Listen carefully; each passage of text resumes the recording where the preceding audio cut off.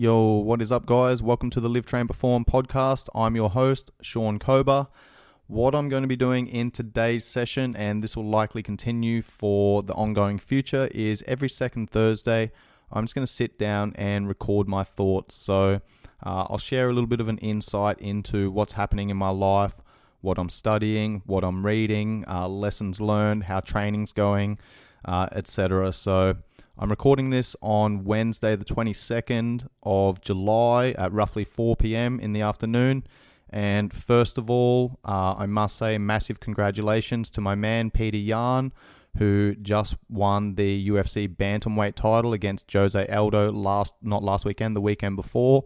So I've got to say it was a proud coaching moment for me, and I might have shed a few tears there. So no, that was awesome to play a small part in his journey, and I've been training him for over 2 years before he made his UFC debut, and I've trained him for 6 of his 7 fights in the UFC. So very proud coaching moment for me, and I'm absolutely honored and proud to be one of the coaches that he trusts to take him on that journey. So congratulations to Peter Yan. Also a massive shout out to Rafael Fazeev, who is our kickboxing coach at Tiger Muay Thai, who dominated a very dangerous striker on the weekend in the UFC on Fight Island. So massive congrats to those two and everyone else involved in the coaching team at Tiger Muay Thai. So a couple of weeks ago, I went away to a small island and I switched my phone off, and I like to do this probably once a month where I get away and turn off technology. And for me, this is one of those things where I'm, focused on getting away from society and just sitting with my thoughts and taking notes of, what's going through my mind, and kind of planning and not being distracted, because we live in this world of distraction. So yeah, a couple of weeks ago, I went away to a small island, rented a bungalow on the beach, and just sat there with a notepad and pen and had some books. I literally turned my phone off for 36 hours.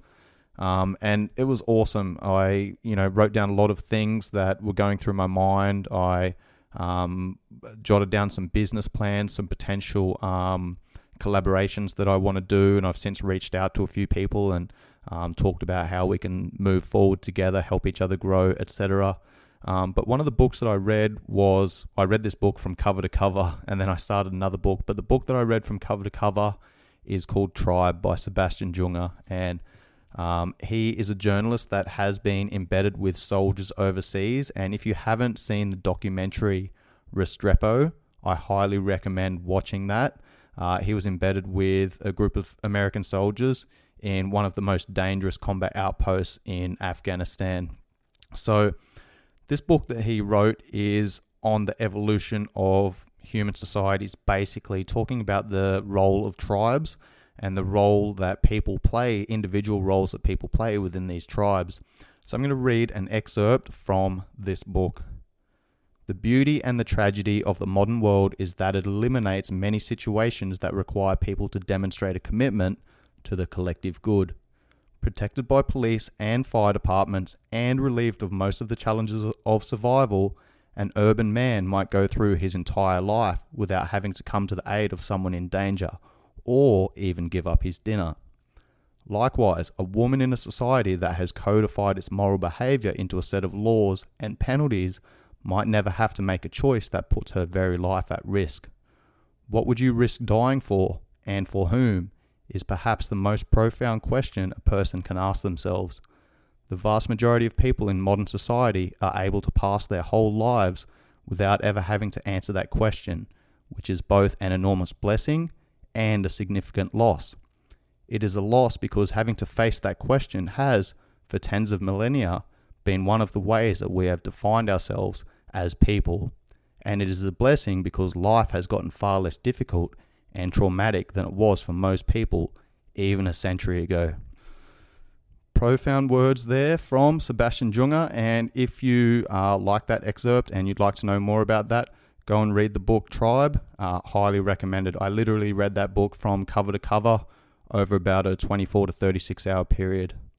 Next up, what am I studying? I'm currently going through my anatomy and physiology diploma course. Now, the reason I'm doing this is because I want to understand anatomy and physiology at a much deeper level.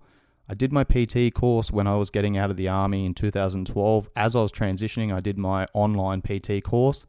And I mean, that was enough to give me the answers that I needed and the direction that I needed to get started with my own business and start coaching people. But over the years, I've developed my own systems, and the more courses I've done, the more I realize I don't know. So I want to go back and I want to understand anatomy and physiology at a much deeper level. It's funny, actually, I'm up to module 5, and I think I just finished my module 5 exam. And I've been posting these on my stories, my results. The pass mark's 60%. I got 2 96%, a 98%, and 200%. And when I posted them on my stories, I had a couple of people reach out and ask me if I was cheating on those tests. And my reply was, fuck no, I was not cheating on those tests. Maybe back in the day when I did my PT course, I might have cheated just so I could pass the test. Okay, but now I actually want to understand. I want to know. I want to be able to explain that stuff to people. So that's where I'm at with my study. I'm going through anatomy and physiology whilst I'm also simultaneously going through a podcast course. I don't know anything about podcasting. I just thought I'd crack on, get started with it, start putting out content and learn along the way. So that's where I'm at with my study. What am I listening to? For the most part, I'm listening to Mind Pump. I've been listening to these guys for probably 5 or 6 years. Bit of an OG, I guess. I've been listening since, I think, maybe 2015 or 14 or something like that. I've probably listened to about 1,000 fucking hours of their content. So, they have kind of shaped my philosophy, and a lot of the knowledge and expertise and the philosophy that I bring to training has come from them. So highly recommend going and listening to those guys. So it's basically 3 guys that just jump on the mic that have really good banter, but also present really good quality information. Justin was a previous college level football player, was all about training for performance, didn't give a fuck about what he looked like. Sal was a bit of a nerd, started lifting weights when he was 14, 15 years old. Pretty much lived by Arnold Schwarzenegger's encyclopedia of bodybuilding. He's all about health now. And then Adam was the physique competitor who didn't give a fuck about how much he was lifting or any performance statistics or metrics or anything like that. And he was really focused on what he looked like and being able to present on stage. So very good banter between those guys. They're pretty funny, and they've got a good vibe, they've got a good chill, they've got a good flow.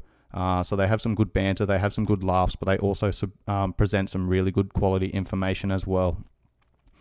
Next up, my training. For a period of a couple of weeks there, I was going into the MMA and wrestling classes. 2 weeks ago now, I went into an MMA sparring class, didn't know what the fuck I was doing. I'd been doing a little bit of boxing, but the MMA sparring, I threw some kicks. I think I kicked someone in the elbow or something like that and hurt my foot. So for the last kind of 2 weeks, unfortunately, that's put me out of those classes. So yeah, the last couple of weeks have been all about getting into the gym and just getting a little bit of a pump, getting back to my roots, getting some bodybuilding style training going. Unfortunately, I can't lift heavy or sprint or throw or jump or anything like that because of my foot. So back to conventional style, bodybuilding style, bro split training. Which has been good. I've enjoyed it, getting into the gym and getting a pump.